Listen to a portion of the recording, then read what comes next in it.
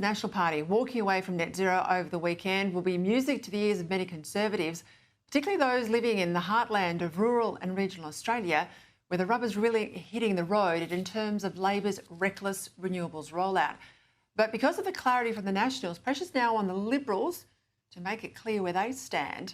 Are they going to run this as an economic issue, or are they going to stay joined to the hip with Labor on the cult of green net zero madness?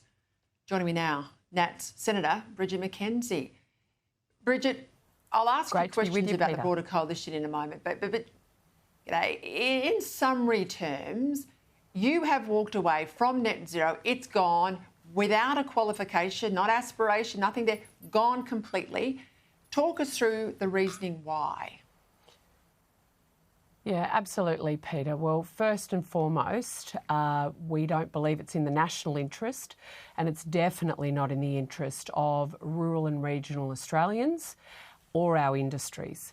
We've spent $9 billion this year to see no emissions reduction. So on any measure, practical or otherwise, this policy is a failure, a complete failure for our country. So we don't think you can protect the planet by trashing it, and we've seen the economic, social and environmental damage that this policy is doing right across our country. And just in our home state of Victoria, whether it's Manu in the Western District or Dedarang up in the northeast where I was born and raised, these policies are having a significant detrimental impact to food production, to communities not being divided, and indeed to environmental and biodiversity concerns locally. So on any measure, we believe that we can have a better, fairer and tighter emissions reduction plan that actually powers our economy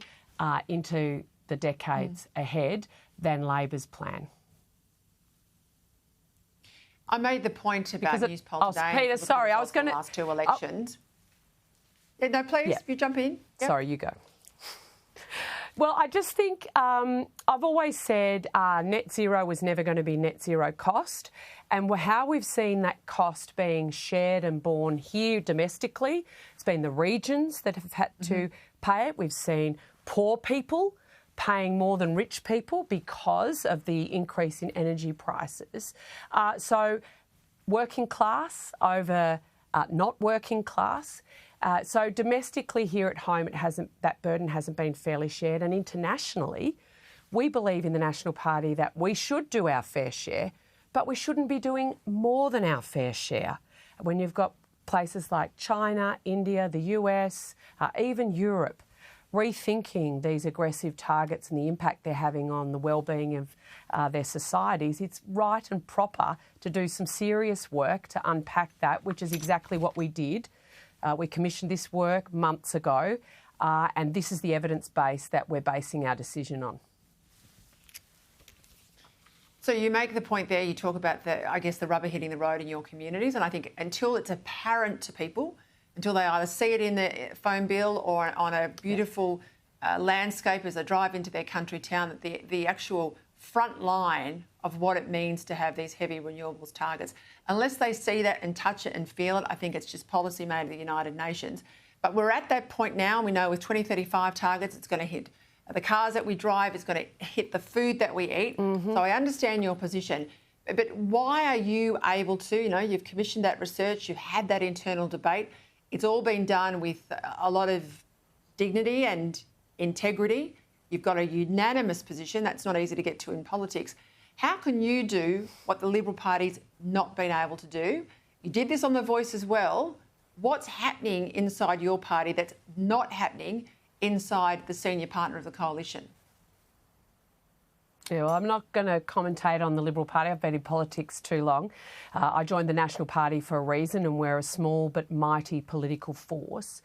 And I think you made the commentary when you were speaking to Chris about the common sense sort of approach of the Nationals. And I think because we are from rural and regional Australia, like you are, we take a very pragmatic and responsible approach to these big policy decisions. We don't think you need to be running off getting headlines. You need to do the serious policy work. You need to do it quietly with integrity and intent.